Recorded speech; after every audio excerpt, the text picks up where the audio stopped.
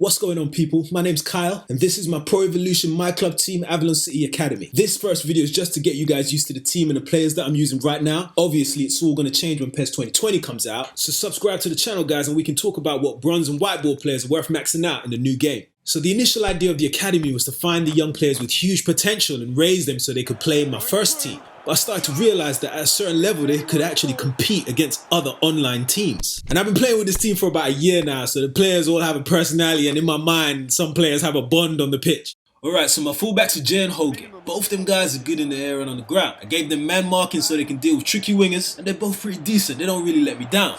Holgate's got an 88 jump and an 84 header, so I put him at back posts and corners, and that boy gets me buckets. He goes long. Goalkeeper's nothing special, but I cannot tell you the amount of times he saved the game for us. I think he's the longest serving member of the team as well, because I think I got him first. But I think with every bronze goalkeeper, they're just prone to lapses in concentration, so some games you cannot get past him, and other games everything is going through him.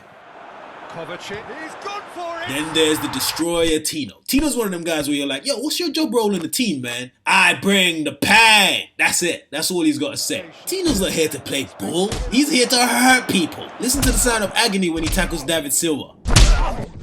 My wingers are Shabalala and Musonda. I know Shabalala ain't really the right age for the academy, but they really needed a leader. This guy's got tons of experience and more skill cards than you can count. He's really good at free kicks, and for some reason he can make epic passes from the wing. As far as I'm concerned, the whole team loves him and respects him. He's not going nowhere. I actually think PES should make that a thing. If a player has tons and tons of experience, it should show somehow.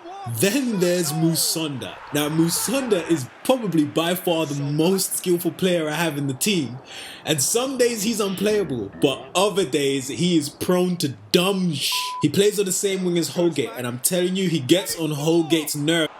Oh no! Olsen is actually a kid that I discovered recently. Round about level 24, he's slotted into this team and I haven't been able to get him out. He plays so well. When he gets closer to his max potential, I'll get back to you guys on how well he's doing, but you'll probably see him in all my teams from here on out.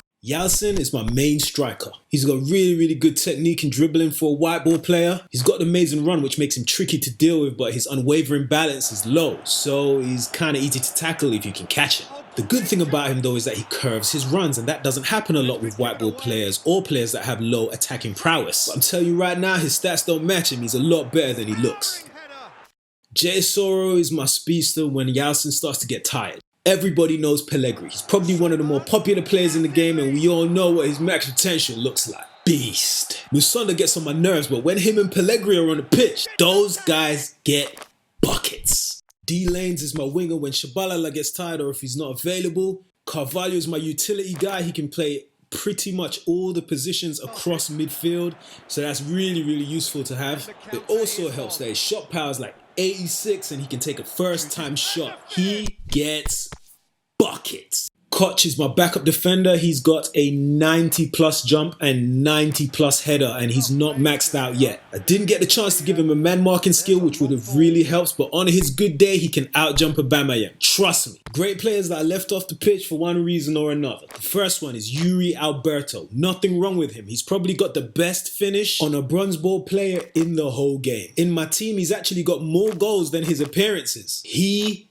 gets buckets. Getson, probably the fastest midfielder in the whole game. I got him before he became silver. Barrios is dangerous, but he'll make your whole defense look like pansies if you're not careful.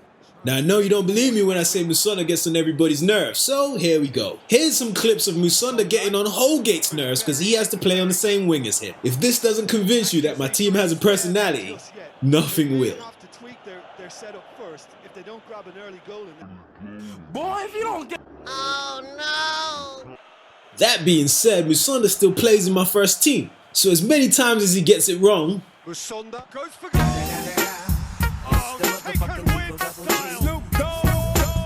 sometimes he just gets it right. Alright, let's cue some happy music, subscribe to the channel, and I'll see you guys in the next video.